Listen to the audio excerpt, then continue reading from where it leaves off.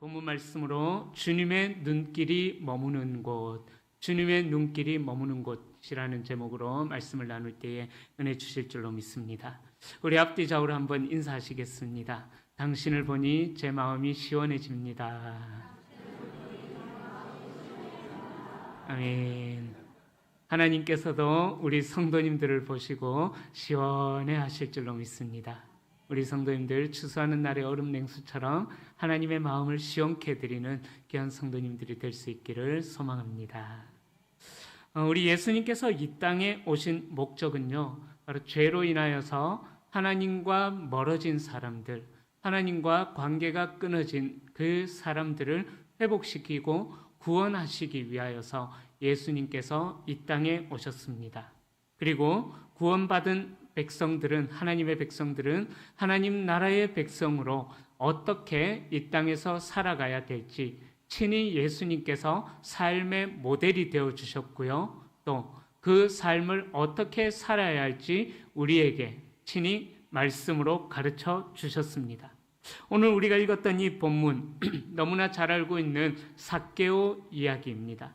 이 본문은 예수님이 죄인이 구원받은 하나님의 백성이 되기 위하여서 어떻게 하셨는지, 또 죄인이었던 사람이 변화를 받고 어떤 일이 일어났는지, 그 구원받은 자의 변화에 대해서도 우리에게 소개해 주고 있습니다.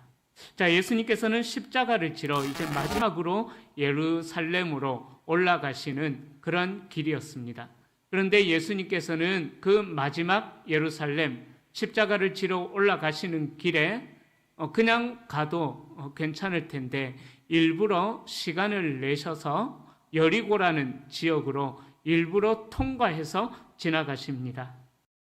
은 바로 삭개오를 만나기 위해서 그렇게 가셨던 것입니다. 1절에 보면은 들어가서 지나가신다. 여기에 나오는 지나가신다라는 말의 헬라어의 의미는요, 관통해서 지나간다라는 그런 무게감이 있는 단어입니다. 그러니까 예수님께서는 여리고를 들어가시는데 그냥 지나가셨던 것이 아니라 뭔가 중요한 목적을 가지고 관통하듯이 예수님께서는 여리고로 들어가셨다라는 것입니다. 이 삭개오의 이야기는 다른 복음서에는 없어요. 누가복음에만 기록이 되어져 있는데 이 삭개오의 이야기는 십자가를 지러 가시는 예수님의 길을, 그 길의 목적을 우리에게 분명하게 알려주고 밝혀주고 있습니다. 첫 번째로 죄인에게 찾아오신 예수님을 소개하고 있습니다. 여리고는 종려의 성읍이라는 뜻이 있습니다. 그리고 기후가 온화하고 샘도 많은 오아시스가 많은 도시여서 살기에 굉장히 좋은 도시였습니다. 예루살렘 다음으로 큰 도시가 이 여리고라는 도시였습니다. 또한 여리고는 교통과 상업의 요충지가 되었기 때문에 아라비아에서 유대로 들어오는 외국인들이 굉장히 많이 있었습니다. 그러다 보니까는 그 외국인들에게 세금을 거두는 그런 관리도 필요했던 것입니다. 오늘 본문에 등장하는 삭개오라는 사람은 그 세금을 받는, 쉽게 말하면 공무원이죠. 세금 공무원 중에서 장의 위치에, 세리장의 위치에 있는 사람이다라고 소개하고 있습니다. 그리고 이 삭개오에 대해서 한 가지를 더 소개하는데 부자다라고 그렇게 소개합니다. 당시 이 세리라는 직업은요, 여러분들이 익히 들으셔서 아시겠지만은 로마의 앞잡이와 같은 그런 역할을 했었던 사람이 세리들이었습니다. 이스라엘 백성들의 세금을 수탈하던 자로서 민족의 반역자와도 같은 자들이 바로 이런 세리들이었습니다. 이 세리들은 로마의 식민 통치에 협력하면서 이스라엘 백성들에게 좀 과도한 세금을 부과해가지고 그 세금을 걷어가지고 로마에다가 갖다 바치고 또 많은 이익을 남겨가지고 자신의 배를 불리는데 그렇게 백성들의 세금을 사용했다라는 것이죠. 그러니까 이 세리들을 바라보는 백성들의 입장이 곱지만은 않았던 것입니다. 마치 우리가 일제시대 때 그 친일 그 매국노 그 사람들을 바라보는 것처럼 이 당시 이스라엘 사람들은 세리들을 향하여서 매국노처럼 그렇게 바라봤다라는 것입니다. 세리장 삭개오는 오늘 본문에 부자로 소개하고 있다. 그러니까 삭개오 때문에 얼마나 많은 사람들이 피눈물을 흘렸을지, 과도한 세금 때문에 힘든 생활을 했다라는 것을 충분히 추측이 되어집니다. 자, 그러니까 이 삭개오는 이스라엘 백성들로부터 따돌림을 받는 왕따 신세가 되었던 것이죠. 직접적으로 삭개오는 왕따 신세가 되었던 것입니다. 자, 그렇게 부자였던 삭개오는 또 당시의 모든 사람이 공식적으로 인정하는 죄인의 반열에 들어선 사람이었습니다. 자, 그러니까 아까 전에 말씀드렸던 것처럼 매국노와 같은 그러한 사람이었기 때문에 매국노와 같은 그러한 사람이었기 때문에 많은 사람들로부터 미움과 또 경멸의 대상이 되었던 사람이었던 것입니다. 그런데 재밌는 것이 있어요. 제가 말씀을 준비하다가 오늘의 의미를 한번 찾아봤는데요. 이 삭개오라는 이름의 의미는요, 히브리어 자카이라는 것을 헬라어 음력으로 번역을 했는데, 이 삭개오라는 이름의 뜻이 바로 의로운 자, 그런 뜻이에요. 그러니까 이 삭개오는 자기의 이름에 걸맞지 않는 그런 삶을 살았다라는 것입니다. 자기의 이름과 달리 전혀 어울리지 않는 그런 삶을 살았습니다. 우리가 새벽에 사무엘상을 살펴봤는데 아주 이름이 미련스러웠던 한 사람이 있었습니다.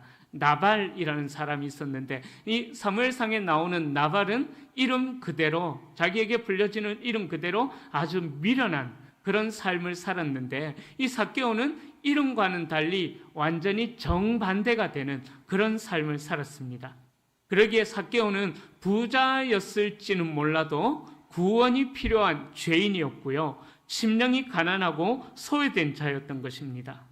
우리가 이런 삭개오와 같은 사람들을 바라볼 때 에이, 매국노 같은 녀석, 그렇게 욕을 하기도 하지만은요, 그런데 한편으로 살펴보면은 우리도 예수님의 긍휼이 필요한, 예수님의 자비가 필요한, 예수님의 용서가 필요한 삭개오와 같은 우리도 죄인이라는 것입니다. 그 사실을 잊지 말아야 합니다. 자, 그렇게 이제 예수님께서 이 삭개오를 만나기 위한 중요한 목적을 가지고 여리고를 관통해서 지나가십니다. 자, 그렇게 여리고를 관통해 지나가시는 예수님을 삭개오가 보고 싶어 했던 것입니다. 3절에 보면은 보고자 하되라는 이 단어의 의미는요, 바로 무엇을 하려고 부단히 노력하고 애쓴다, 그런 의미가 있습니다. 그러니까 삭개오가 그냥 지나가듯이 예수님을 보기를 원했던 것이 아니라 정말 마음에 간절한 소원을 두고 예수님을 만나 뵙기를 원했다라는 그런 의미가 보고자 하되라는 말의 의미라는 것입니다. 삭개오에게 무슨 마음의 소원이 있었기에 그가 그렇게 간절하게 예수님을 만나고 싶어 했을까요? 한편으로 생각해 보면 삭개오는 매국노와 같은 그런 삶을 살았기 때문에 모든 사람들로부터 질시의 대상이 되었던 그런 사람이었습니다. 그러니까 아무도 삭개오의 집에 찾아가 주지도 않고 놀아주지도 않고 함께 식사해 주지도 않는 혼자 왕따, 그런 히키코모리와 같은 그런 삶을 살아가는 사람이 이 삭개오였다라는 거예요. 그러니까 삭개오의 마음이 얼마나 외로웠겠습니까? 그 외로운 마음을 가지고 아마 그 외로운 마음이 치유가 되어지기를 소망하면서 삭개오는 예수님을 간절히 사모하고 기다렸지 않았을까, 그렇게 생각해 봅니다. 자, 그런데 예수님을 보고 싶어 했던 사람이 삭개오만 있었던 것은 아니에요. 이미 예수님의 소문이, 오늘 본문은요, 예수님께서 마지막 4번째 유월절을 앞두고 예루살렘에 십자가를 지러 올라가시는 그 길에 있었던 예수님의 마지막 생애쯤에 일어난 일입니다. 그러니까 이때까지 그 3번의 유월절을 지나면서 예수님에 대한 소문, 기적을 행하시는 분, 죽은 자도 살리시는 분, 병든 자도 고치시는 분, 권능 있는 말씀을 가르치시는 분, 그 예수님에 대한 소문이 온 이스라엘 땅에 퍼져 있었기 때문에 그 예수님이 여리고로 들어오신다라는 소문이 들리니까 수많은 사람들이 와, 우리도 그런 기적을 한번 볼 수 있겠구나. 안진뱅이가 일어서는 기적, 앞을 못 보는 자들이 앞을 보는 기적, 말을 못하는 자들이 말을 하게 되는 그런 기적을 우리도 보고 싶다라는 그런 마음이 있었는지는 모르겠지만 하여튼 수많은 사람들이 이제 예수님을 에워싸기 시작했습니다. 예수님을 보고 싶어 했던 사람은 삭개오만 있었던 것이 아니라는 것입니다. 예수님의 옷자락을 만져도 병든 사람이 낫게 됐다라는 기적을 행하시는 소문을 들었기에 수많은 사람들이 예수님을 보려고 가득 몰려왔다라는 것입니다. 자, 그러기에 삭개오는 그렇게 보고 싶었던 예수님을 키가 작았기 때문에 만나 볼 수가 없는 그런 위기에 처해졌습니다. 자, 이렇게 예수님을 보고 싶어 하면서 예수님을 에워싼 그 무리들의 모습을 제가 다른 관점으로 한번 생각을 해 보게 되었습니다. 예수를 보고자 나갔던 삭개오는 하마터면 그 키 큰, 자기보다 상대적으로 키가 컸던 사람들 때문에 예수님을 못 만나 뵙고 돌아올 수도 있었다라는 것입니다. 왜냐하면 예수님 주변에는 너무나 많은 사람이 있었는데 그들에 비해서 삭개오는 키가 상대적으로 굉장히 작았기 때문입니다. 창피함을 무릅쓰고서라도 그 돌무화과 나무, 예전 성경에는 뽕나무로 되어 있죠. 그 돌무화과 나무에 올라가는 용기를 내지 않았더라면은 삭개오는 아마 예수님을 만나지 못하고 허탕치고 그냥 돌아갔을 것입니다. 여러분, 예수님의 말씀을 친히 듣고 싶어서 기적을 목격하고 싶어서 예수를 따라가고자 하는 제자들도 있었습니다. 또 그 예수님의 권능을 보고 싶어하는 무리들도 있었습니다. 그들이 잘못되었다라고 이야기할 수 없습니다. 오히려 그들의 열심을 인정해야만 합니다. 하지만 우리가 놓치고 있는 사실이 있다라는 것입니다. 바로 그들 때문에 그렇게 열렬히 따라다니는 예수님의 팬클럽과 같은 그 사람들 때문에 정말 예수님이 필요한 사람이 예수님을 만나지 못할 수도 있다라는 사실입니다. 그들 때문에 예수님을 만나고 싶어도 어려운 걸음을 했던 한 키 작은 무명의 사람이 그냥 돌아설 수도 있다라는 사실을 우리는 놓치고 있는 것입니다. 예수님을 따르는 우리들 때문에 예수님을 따라다니는 우리들의 키가 그들에 비해서 상대적으로 너무 크기 때문에 예수님을 만나기 원하는 소외되었던 자들, 아무도 눈길을 주지 않았던 삭개오와 같은 자들, 키가 작은 사람들, 그런 외로운 사람들이 키가 큰 사람들 때문에 예수님을 만나지 못하고 그냥 돌아가 버리는 그런 아픔도 있다라는 것입니다. 현재 오늘날 교회의 성도님들의 모습들이 그러지 않을까 생각을 해봅니다. 새로운 사람들이 교회에 등록합니다. 그런데 우리는 새가족들에 대해서 관심을 가지고 새가족들을 잘 섬긴다라고 이야기를 합니다. 하지만 정말 그렇습니까? 여러분, 정말 새로 오신 분들을 잘 섬기십니까? 여러분들, 하나님께서 보내주신 한 영혼에 대하여서 얼마나 소중하게 생각하고 계십니까? 문제를 하나 내겠습니다. 2024년도에 우리 대구 성도교회에 등록한 새가족이 몇 분인지 아십니까? 이미 계단에 연초부터 계속 누적해서 그 사진이 붙어 있습니다. 몇 분이게요? 설마 한 분도 대답을 못 하시는 이런 통탄할 노릇이 8분이 등록하셨습니다. 24년도에. 그 중에 이제 한 반 정도 우리 교회에서 열심히 이제 신앙생활 하시는데, 여러분, 우리 교회의 현실이 이렇습니다. 새가족을 잘 섬긴다고 하지만은 새가족이 와도 관심을 가지지 않는 거예요. 우리 교회에 등록하신 분들을 위하여서 먼저 손 한번 내밀어 보신 분 계십니까? 목사인 제가 등 떠밀어서 손 내민 거 말고요. 좀 그래서 성경 이제 손 내민 거 말고 즐거이 자원하는 마음으로 우리 교회 오심을 환영합니다. 제가 식사 한번 섬기겠습니다. 시간 한번 내주십시오. 혹시 그런 시간을 만들어 보신 분 계십니까? 없으시죠? 우리 교회의 안타까운 현실입니다. 또 새가족뿐만이 아닙니다. 홀로 외로움에 있는 그 성도님들을 향하여서 혹시 손을 내밀어 보신 분이 계십니까? 우리가 해야 할 일들이 주일에 너무 많습니다. 교사도 해야 되고요, 성가대도 해야 되고요, 또 뭐 주방도 봉사해야 되고요, 하여튼 이런저런 봉사도 해야 되고요. 너무 바쁘다는 핑계를 댑니다. 그러면 나머지 6일은요. 충분히 우리가 섬길 수 있는 시간이 있음에도 불구하고 오늘 이 교회 안에서만은 보면은 우리는 한 가족이라고 이야기를 하지만은 이 문을 떠나가는 순간 월화수목금토는 우리 기억 속에서 성도님을 향한 안부와 궁금함은 사라져버리는 것이 우리의 문제라는 것입니다. 우리가 바빠서 돌아볼 여유가 없는 것 절대로 아닙니다. 우리의 마음이 문제입니다. 새가족은 내 몫이다라는 생각들, 그리고 스스로 왔으니까 스스로 잘 적응해 나가야 한다라는 그런 생각들, 우리의 생각들 속에 있기 때문에 새가족들을 향하여서 우리의 눈길이 가지 않는다라는 거예요. 또 늘 우리끼리라는 그 높은 담을 쌓아서 그 키를 만들어버려서 새가족들뿐만 아니라 소외된 성도님들, 예수님을 만나볼 수 없게 만들어버리는 것이 우리의 아픈 현실이다라는 것입니다. 모두 같은 무리입니다.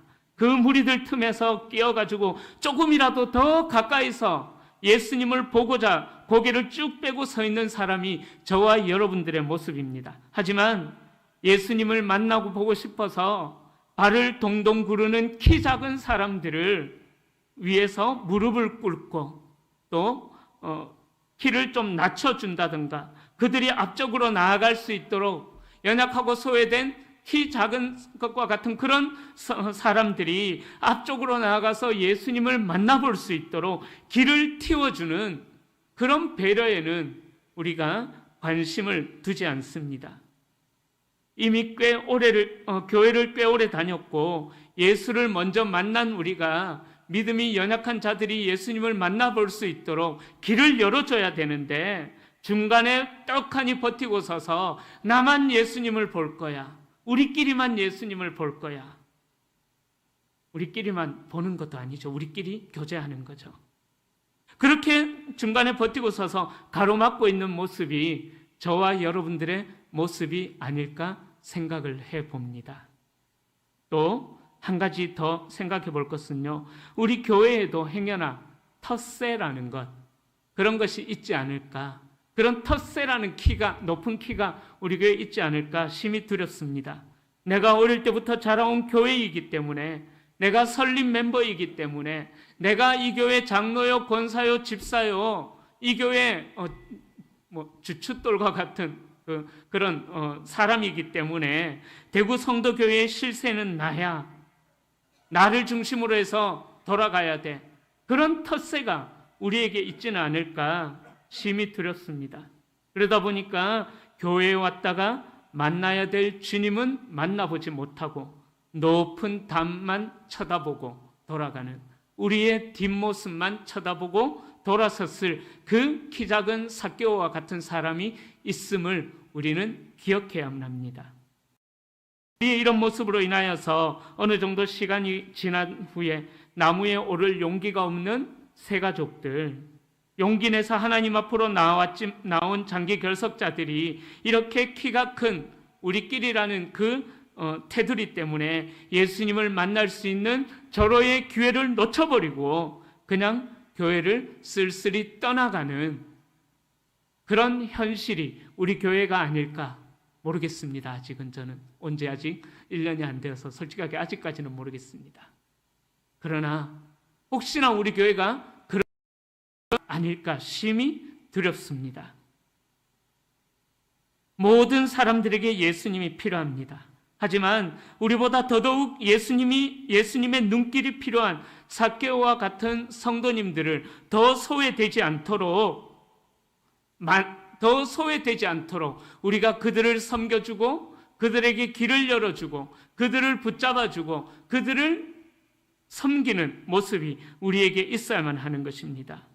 만일 예수님의 주변 사람들과 같이 우리끼리만이라는 그 담을 쌓고 있는 모습이 저와 여러분들 안에 있다면 심각하게 하나님 앞에 두려움으로 회개해야 합니다. 저는 우리 교회가 극장과 같은 교회가 되지 않기를 소망합니다.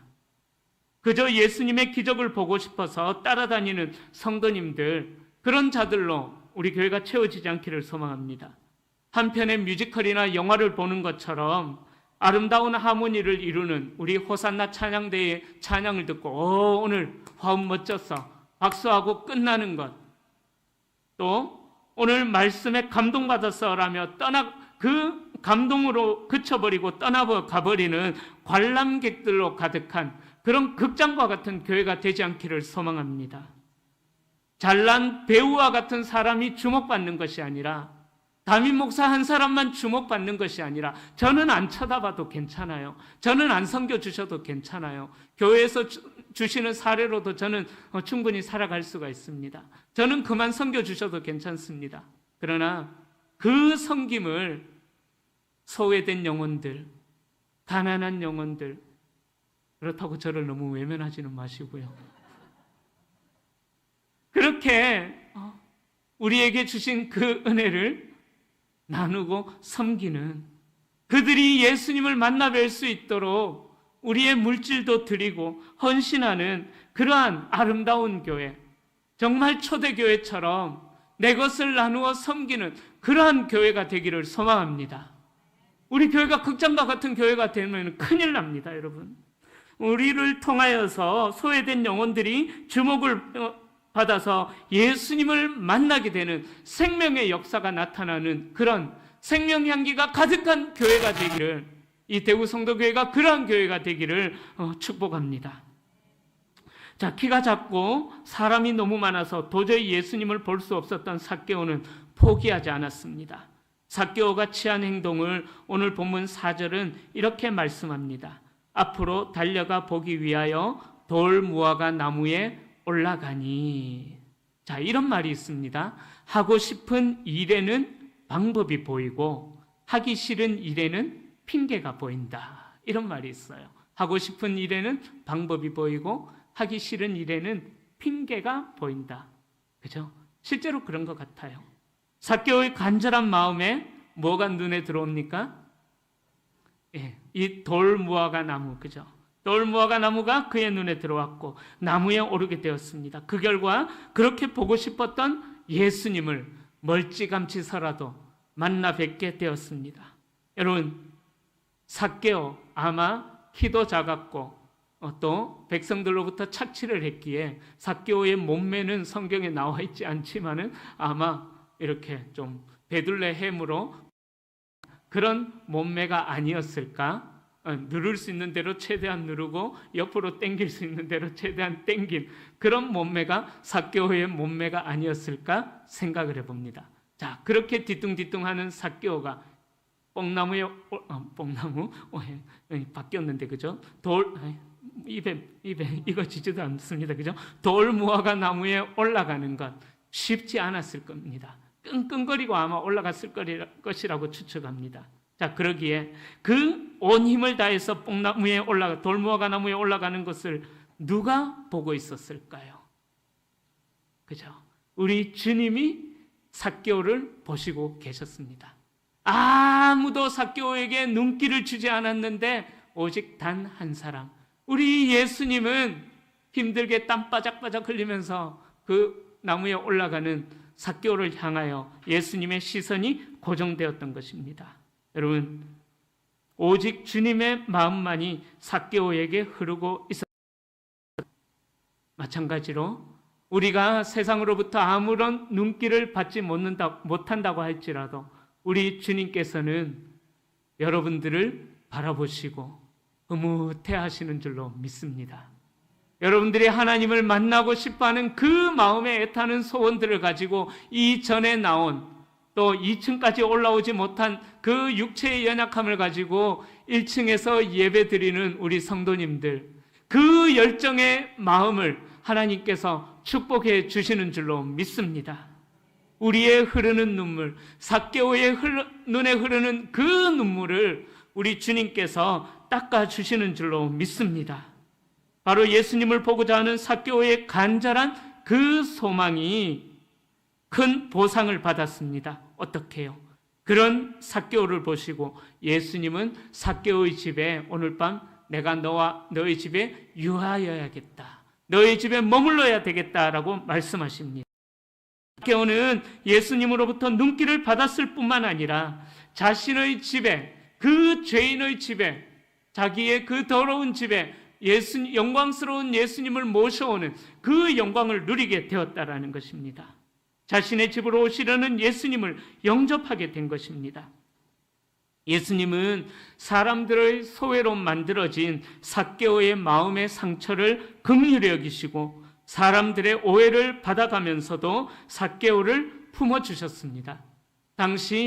이 당시 문화로 봤을 때에 죄인의 집에 유한다라는 것은 목숨의 위기까지도 불러오는 그런 위험한 일들이었습니다. 그러나 이 위험한 삭개오의 집에 가겠다라고 말씀하신 예수님의 말씀은요, 충분한 오해를 불러일으키기에도 충분한 돌발 행동이었지만은, 그러나 예수님의 포용성이 삭개오의 회개를 불러오게 되었다라는 사실입니다. 사랑하는 성도님들, 여러분들께서는 과연 어디까지 품으실 수가 있으시겠습니까? 누구까지 품으실 수가 있겠습니까? 나는 내 말을 잘 들어주는 사람만 품을 수 있어. 팔로우 미 했을 때에 나를 따라와주는 사람들만 나는 품을 수 있어.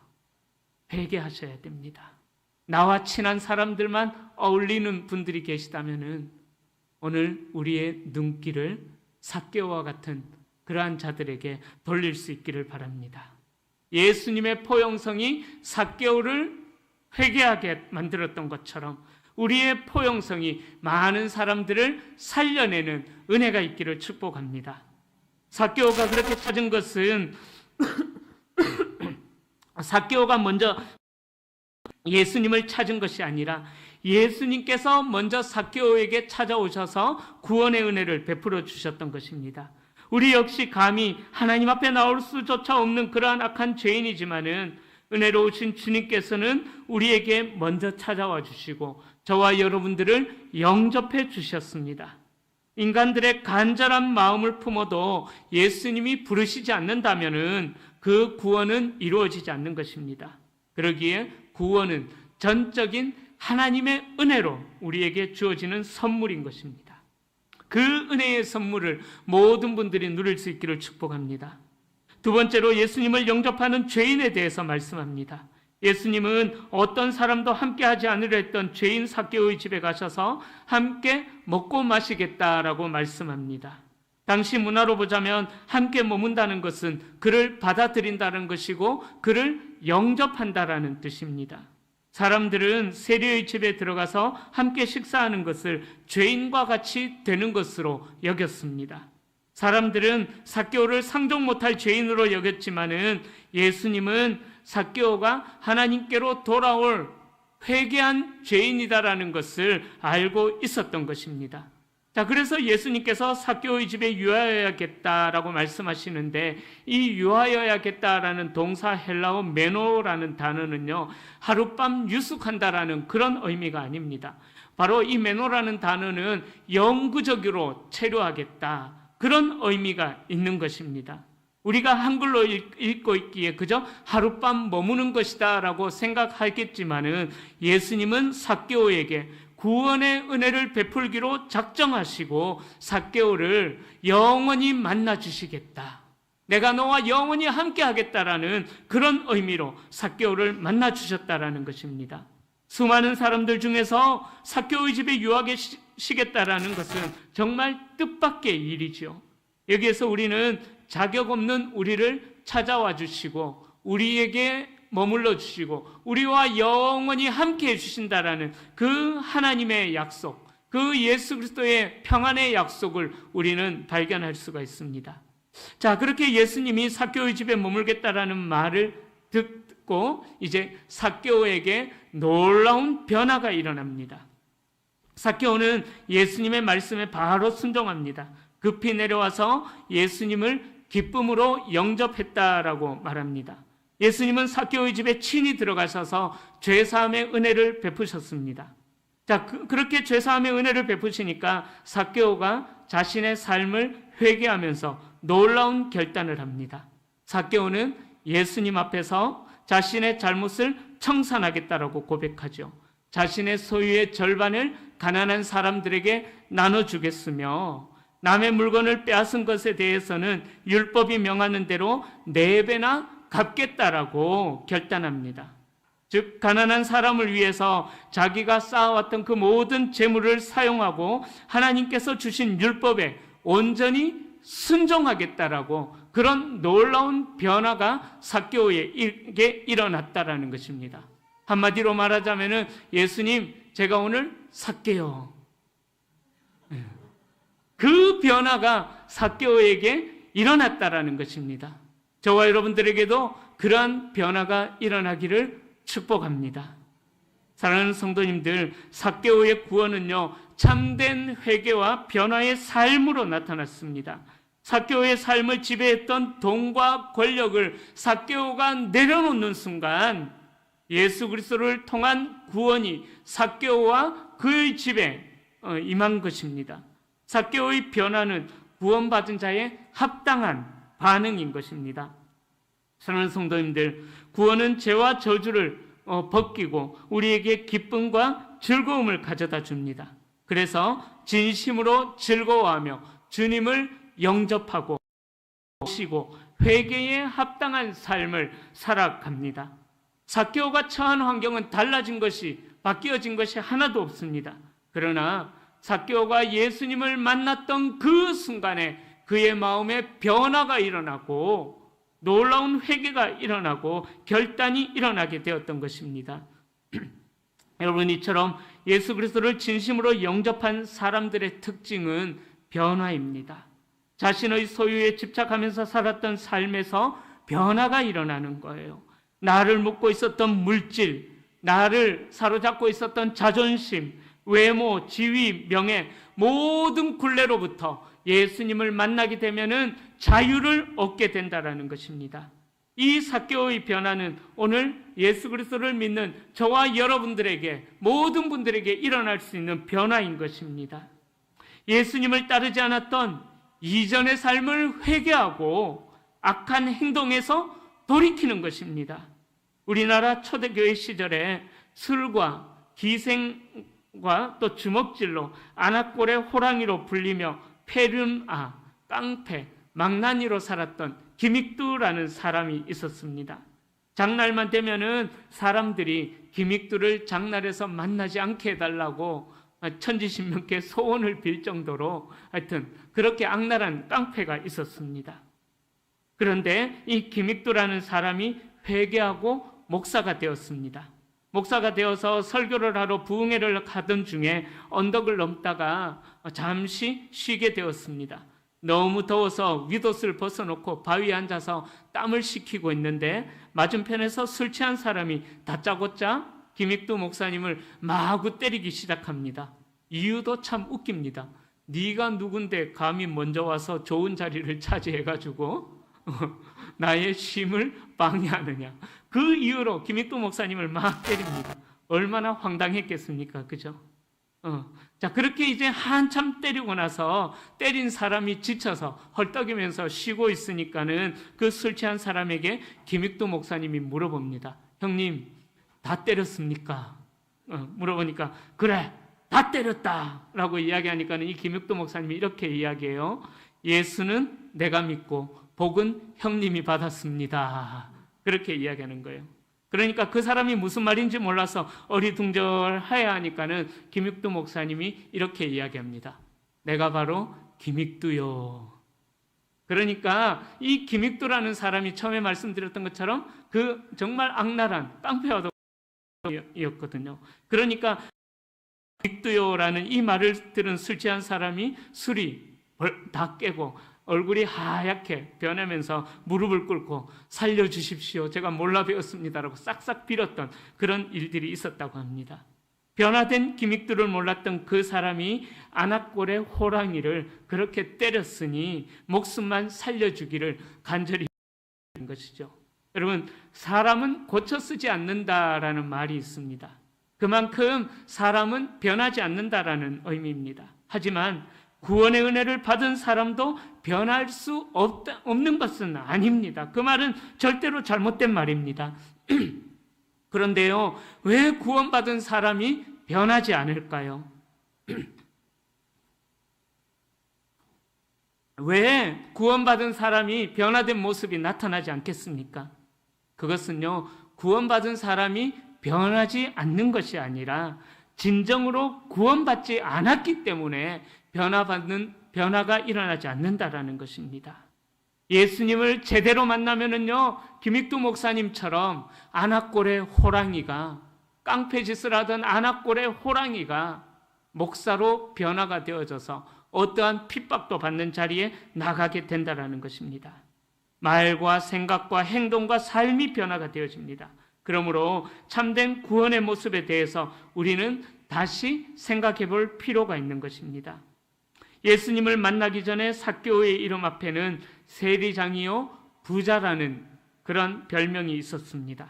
그러나 그가 예수님을 만난 후에는 아브라함의 자손 삭개오요 그렇게 변화가 되어졌습니다. 이처럼 예수님을 만나면 정체성부터 모든 것이 바뀌는 변화의 기쁨을 누리게 된다라는 것입니다. 바로 죄책감과 정죄감으로부터 해방이 되어진다라는 것입니다. 이 은혜가 저와 여러분들에게 누려질 수 있기를 축복합니다. 세 번째로 잃어버린 자를 구원하러 오신 예수님에 대해서 말씀합니다. 예수님은 삭개오에게 구원을 선언하시고 아브라함의 자손으로 인정하십니다.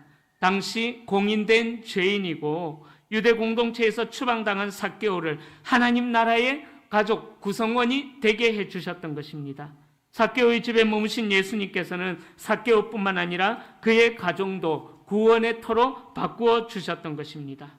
예수님은 구원의 율법을 열심히 지켰던 바리새인도 영생의 길을 여쭈었던 그 부자 청년도 구원의 대상이 되지 못했지만은 길에서 구걸하는 맹인과 사람들의 손가락질을 받는 세리 삭개오는 구원을 받게 되었던 것입니다. 여러분, 이것이 구원의 능력이요 신비입니다.